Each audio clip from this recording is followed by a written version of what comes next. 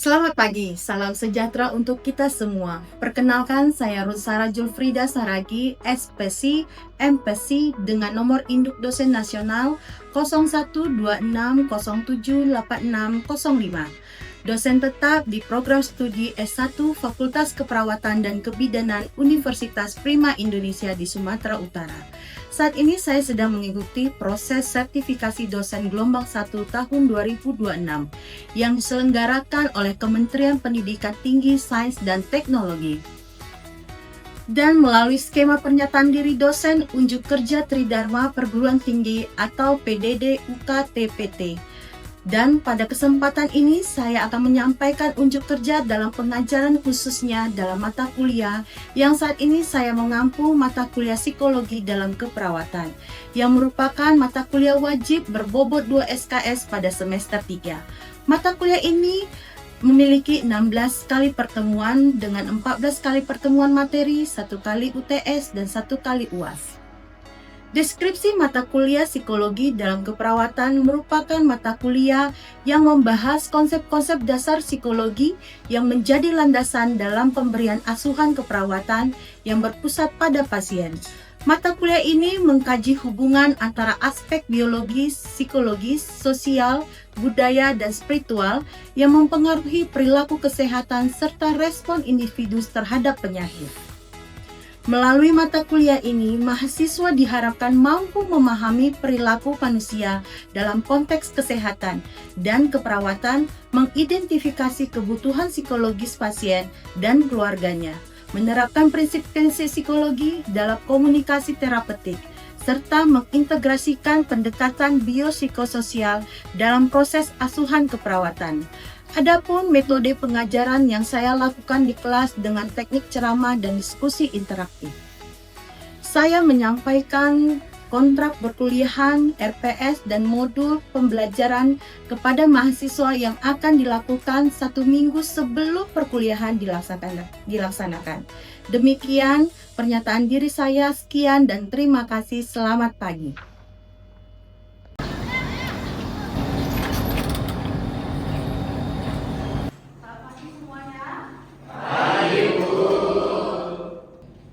Ya, adik-adik, selamat pagi semuanya. Ibu sapa sekali lagi. Ya, kita hari ini akan memulai materi kita, pertemuan kita yang kedua. Sebelum kita akan memulai, mari kita buka di dalam doa. Doa menurut agama dan kepercayaan masing-masing dimulai. Amin. Ya, sebelum kita akan memulai materi kita hari ini, apakah semuanya hadir? Hadir. Oke, terima kasih untuk responnya hari ini. Baik, kita akan memulai materi kita pada hari ini, yaitu adalah materinya biopsikologi. Ya, biopsikologi ini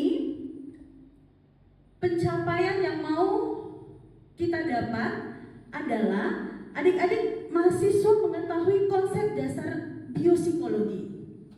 Lalu adik-adik mengetahui dapat mengidentifikasi struktur dan fungsi sistem saraf yang berhubungan dengan perilaku. Adik-adik dapat menjelaskan sistem endokrin terhadap emosi dan perilaku. Lalu adik-adik dapat menganalisa sebagai seorang perawat yang memiliki hubungan antara proses biologis dan kondisi dengan psikologi pasien itu. Dan yang terakhir adalah mengaplikasikan konsep biopsikologi dalam praktek keperawatan. Oke, ini pencapaian untuk materi kita hari ini. Baik, saya mau bertanya, dari tampilan materi kita, adik-adik pernah nggak dengar kata biopsikologi? Ya, Jai? Izin, saya pernah mendengar arti biopsikologi itu ilmu yang berkaitan dengan otak yang mempengaruhi perilaku individu. Itu dari saya. Oke, terima kasih Jai untuk jawabannya. Iya, jawabannya benar ya. Jadi adik-adik, biopsikologi kita akan masuk di materinya. Nah, biopsikologi ini merupakan cabang ilmu psikologi yang mempelajari hubungan proses biologis dengan perilaku, emosi, pikiran, dan fungsi mental individu kita manusia. Dalam keperawatan, memahami biopsikologi sangat penting karena kondisi fisik pasien tidak dapat dipisahkan dari kondisi psikologisnya. Ya, contoh, kalau kita ini adik-adik dalam praktek di rumah sakit, pasti kita menemukan perilaku pasien kita yang pesakitan, gitu ya. Kalau misalnya sakitnya tidak sembuh, pasti pasien akan mengeluh. Perilaku yang dihasilkan mengeluh, meraung. Nah itu. Lalu perawat perlu memahami bagaimana sistem saraf, hormon, dan faktor biologis lainnya mempengaruhi perilaku pasien agar dapat memberikan asuhan keperawatan yang holistik. Jadi kita dapat katakan bahwa biopsikologi ini adalah ilmu yang mempelajari dasar biologi dari perilaku manusia terhadap bagaimana sistem otak, hormon, genetik, dan neurotransmitter mempengaruhi proses psikologi kita, perilaku pada manusia itu.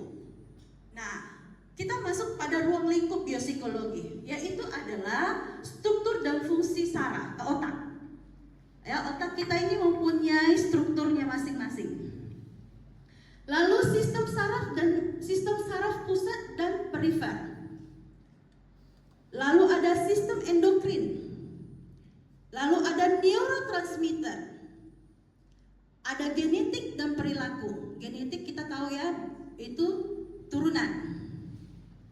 Lalu ada yang mempengaruhi cedera atau penyakit terhadap fungsi psikologis itu sendiri. Kita masuk pada sistem saraf dan perilaku. Yang pertama adalah sistem saraf pusat, yaitu central nervous system yang terdiri dari otak atau brain. Yang kedua medulla spinalis. Kita masuk kepada otak atau brain. Fungsi utamanya, adik-adik bisa lihat di bagian otak, yaitu ada lobus frontal. Fungsinya berpikir, mengambil keputusan, kontrol emosi, bicara. Ya, jadi lobus frontal inilah yang berfungsi pada kita manusia untuk berpikir, mengambil keputusan. Saat ini adik-adik duduk sambil mendengarkan ibu, kalian juga bagian otaknya sedang bekerja. Fungsinya untuk berpikir, untuk memahami, mencerna materi kita hari ini. Lalu ada lobus parietal, yaitu fungsinya adalah persepsi sensorik, sentuhan, dan suhu. Suhu ini berkaitan dengan kulit. Ya. Lalu lobus temporal, dia kepada fungsinya kependengaran, memori, bahasa. Ada lobus occipital, yaitu penglihatan. Cerebellum fungsinya kepada koordinasi gerak dan keseimbangan, vestibular. Dan yang terakhir adalah brainstem, yang fungsinya adalah pernafasan, denyut jantung, serta kesadaran. Nah, ini dimiliki oleh kita sebagai individu. Otak kita bekerja secara sistematis dengan bagian-bagian yang sudah memiliki fungsinya masing-masing. Di materi ini, kira-kira sebelum kita melanjutkan, mana tahu adik-adik ada yang mau bertanya pada materi kita ini? Oke, silakan Juliadin. Baik Bu, di sini saya akan bertanya, pada kasus anak autis, kemana dampaknya Bu ya, dan apa dampaknya? Ya, terima kasih untuk pertanyaannya, sangat baik. Wah, sampai ke situ ya, kepada anak autis. Lah, jadi adik-adik, anak autis ini ya, dia ini ibaratnya seperti laptop yang belum diberikan aplikasi. Jadi sistem di otaknya ini harus dilatih secara khusus agar dapat berfungsi di bagian otaknya ini, setiap bagian otak. Contoh di bagian otak lobus frontal. Bagaimana anak autis ini dapat memahami contoh hal kecil mengambil ketika diinstruksikan. Misalnya, Susi ambil botol. Itu kan perlu berpikir, memahami. Maka dia harus dilatih. Bagaimana itu mengambil dan pemahaman bahasanya. Lalu lobus parietal. Kenapa? Ini juga mempengaruhi berfungsi kepada anak autis. Nah, lalu pada bagian otak lobus parietal, ya ini dia berfungsi sebagai persepsi sensori. Pada anak autis ini sangat terganggu. Ya, dia tidak bisa memegang, menyentuh. Apa itu menyentuh? Contohnya pasir. Itu pasti dia akan ringkih karena taktil, kulitnya itu belum bisa mencerna untuk ke otak memerintah apa yang dia rasakan. Sentuhan, ya, panas, dingin, licin, itu perlu dilatih kepada anak autism. Lalu lobus temporal, pendengaran, ya, fungsi pendengarannya, memorinya, bahasanya. Ini juga perlu dilatih, diterapi kepada anak autis. Dia menyebutkan contoh, diajari mengatakan minta. Anak autis harus diajari seperti itu. Karena kita tahu ya, anak autis itu hidup di dalam lingkungannya, di dalam dunianya sendiri. Nah, itu yang mau dilatih. Lalu lobus occipital, penglihatan. Contohnya apa? Ini berkaitan dengan warna. Tunjuk, ini warna apa? Kita ajari ini merah. Habis itu kita bisa mengujinya. Ini warna apa? Merah. Lalu pakai buah yang memiliki kesambungan. Misalnya buah apel. Lalu ada seberlebu, koordinasi gerakan dan keseimbangan. Nah, pada anak autis keseimbangannya juga terganggu, jadi perlu dilatih dengan cara misalnya jalan di atas titian, papan titian itu.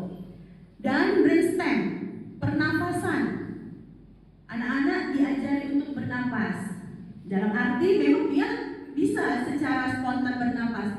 Tetapi misalnya kalau capek, suruh relaksasi, begitu.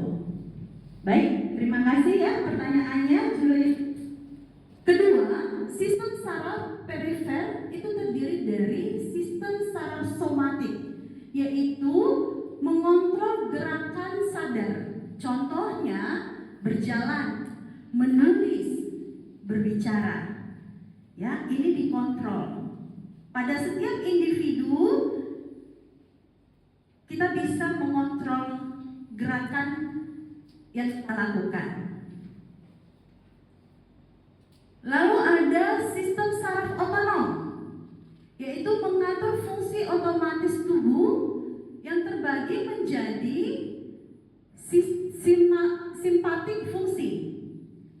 Ya, fungsi simpatik yaitu adalah meningkatkan denyut jantung, melebarkan pupil, meningkatkan tekanan darah, respon flight or flight. Ini pada simpatik fungsi-fungsinya. Lalu ada parasimpatik. Fungsinya yaitu adalah memperlambat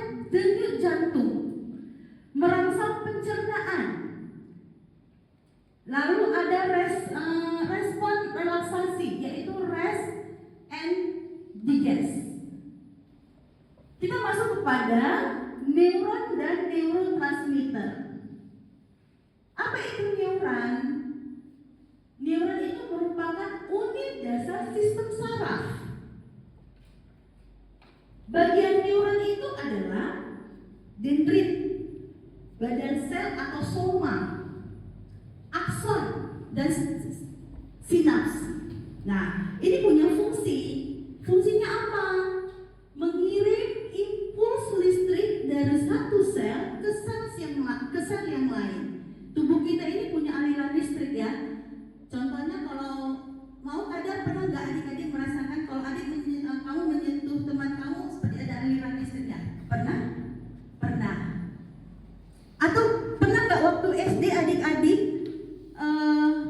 roll yang plastik, kamu gosok kepada rambut, lalu kamu pada benda yang ini ada alirannya, listriknya?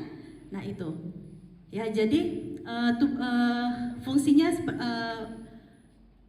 pada tubuh kita adalah mengirim impuls listrik. Nah, neurotransmitter merupakan zat kimia penghantar impuls saraf. Neurotransmitternya itu jenis-jenisnya, fungsinya, dan gangguannya. Kita bisa lihat. Pertama, dopamin.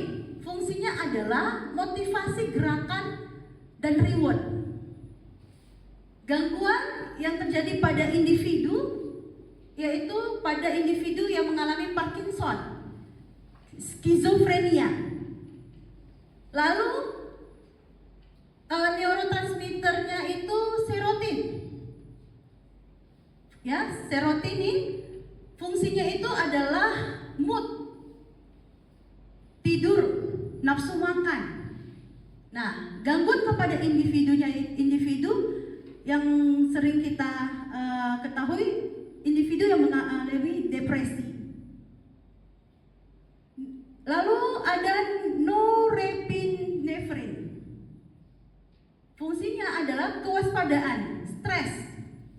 Itu pada individu yang mengalami gangguan kecemasan, anxiety. Lalu ada GABA.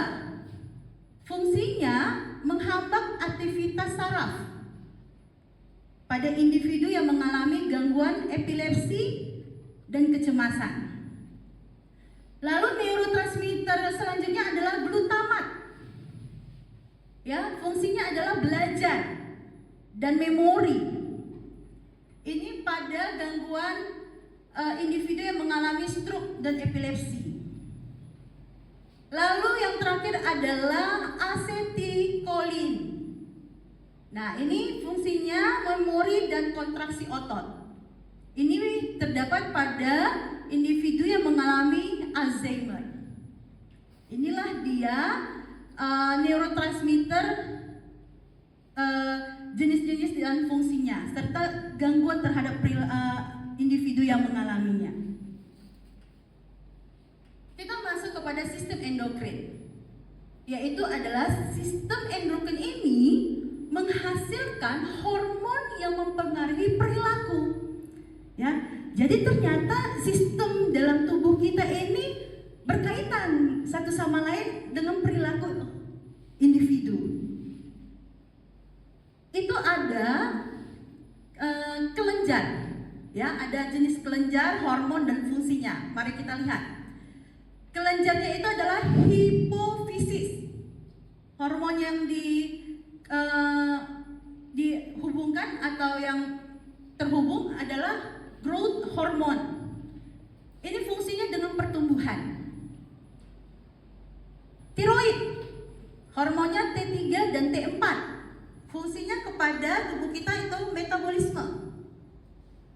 Lalu ada kelenjar adrenal, hormonnya itu adalah kortisol.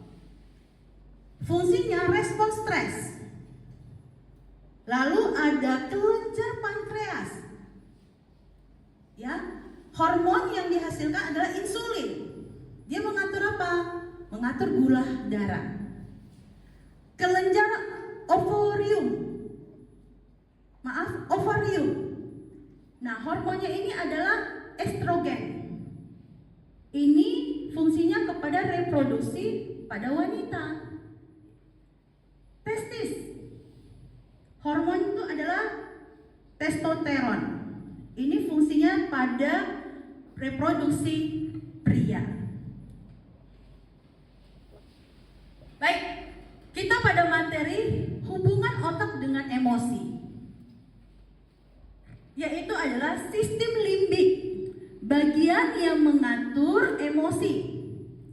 Komponen utamanya adalah amigdala. Ya, adik-adik pasti pernah ya mendengar amigdala.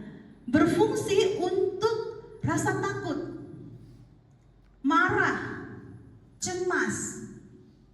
Lalu ada hipokampus yang berfungsi sebagai pembentukan memori pembelajaran. Lalu ada hipotalamus. Ini mengatur kita dengan lapar, haus, suhu tubuh kita, tidur, dan hormon. Sampai materi di sini ada yang mau ditanyakan sebelum kita lanjut ke materi berikutnya? Ada? Adik-adik? Ya, silakan. Ayo. Izin saya mau bertanya, kenapa pada saat seseorang yang mengalami kecemasan atau overthinking itu munculnya pada saat menjelang sore dan malam? Ya, terima kasih untuk pertanyaannya yang sangat baik, sangat bagus. Ayo. Iya, adik-adik berkaitan dengan materi ini. Ya. Kenapa ya?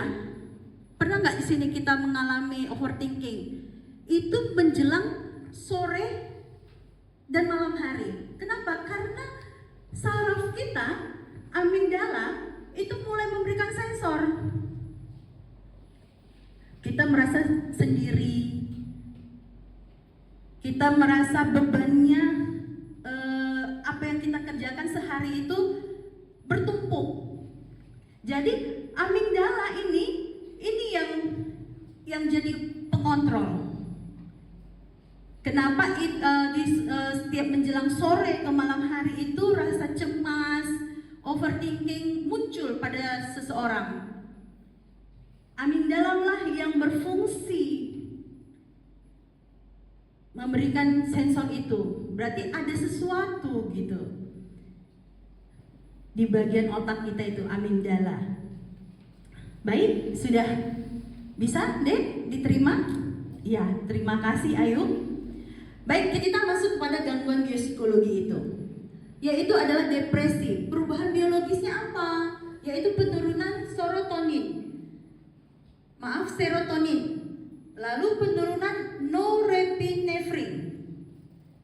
Gejalanya sedih berkepanjangan, kehilangan minat, gangguan tidur. Lalu ada skizofrenia, berhubungan dengan peningkatan aktivitas dopamin. Gejalanya halusinasi, waham, gangguan berpikir. Lalu ada Parkinson, disebabkan oleh penurunan dopamin. Gejalanya itu adalah tremor, kaku otot, dan gerakannya lambat. Kita bisa ketahui ya orang yang mengalami Parkinson. Lalu ada Alzheimer, ya. Alzheimer berhubungan dengan penurunan asetilkolin. Gejalanya apa? Yaitu penurunan daya ingat. Lalu ada disorientasi, gangguan fungsi kognitif. Ini yang dialami oleh orang yang mengalami Alzheimer. Baik, kita masuk kepada aplikasi biopsikologi dalam keperawat. Perawat perlu memahami kondisi biopsikologi pasien untuk memberikan asuhan yang efektif, yakni pertama, mengkaji perubahan perilaku akibat gangguan neurologis, memahami efek obat terhadap neurotransmitter dan kondisi psikologi pasien. Mengidentifikasi dampak stres terhadap kondisi fisik, mengidentifikasi. Lalu memberikan edukasi mengenai pola hidup sehat untuk menjaga kesehatan otak. Lalu yang kelima, mendukung kesehatan mental pasien melalui komunikasi terapeutik. Dan yang terakhir adalah melakukan observasi terhadap perubahan emosi yang berkaitan dengan penyakit fisik. Kita next kepada materi selanjutnya, yaitu peran perawat dalam pendekatan biopsikologi. Nah, perawat perlu nih menerapkan pendekatan. Ya, pendekatannya itu biopsikososial dengan memperhatikan. Jadi biopsikologi berhubungan dengan biopsikososial. Pertama, aspek biologis, yaitu adalah kondisi penyakit, nyeri, fungsi neurologis, status nutrisi, dan pengobatan. Kedua, aspek psikologisnya, yaitu emosi, tingkat kecemasannya, stres, motivasinya, dan kemampuan coping. Yang ketiga, aspek sosial, dukungan keluarga, lingkungan, budaya, dan pekerjaan, kondisi ekonomi. Jadi pendekatan ini meningkatkan kualitas pelayanan kita sebagai seorang perawat terhadap pasien kita di rumah sakit. Baik, kita masuk kepada kesimpulan dari materi kita pada hari ini. Pertama, biopsikologi ini mempelajari hubungan antara sistem biologis dengan perilaku dan proses mental pada individu. Sistem saraf dan sistem endokrin berperan penting dalam mengatur fungsi psikologis. Neurotransmitter seperti dopamin, serotonin, GABA, asetilkolin mempengaruhi emosi, memori, motivasi, dan perilaku. Dan yang keempat, gangguan biologis dapat mempengaruhi kondisi psikologis. Begitu pula sebaliknya. Dan yang terakhir, kesimpulan materi kita adalah bahwa pemahaman biopsikologi membantu perawat memberi asuhan keperawatan yang komprehensif, berpusat pada pasien dan berbasis bukti yang nyata. Demikian materi kita pada hari ini. Ada yang mau ditanyakan? Baik, jika adik-adik nanti ada yang mau ditanyakan, nanti bisa boleh hubungi ibu di luar pelajaran. Terima kasih untuk materi kita pada pagi hari ini. Sebelum kita akan menutup materi kita tutup kembali di dalam doa. Doa selesai. Terima kasih semuanya. Selamat siang. Salam sehat semua. Sampai jumpa di pertemuan berikutnya. Terima kasih.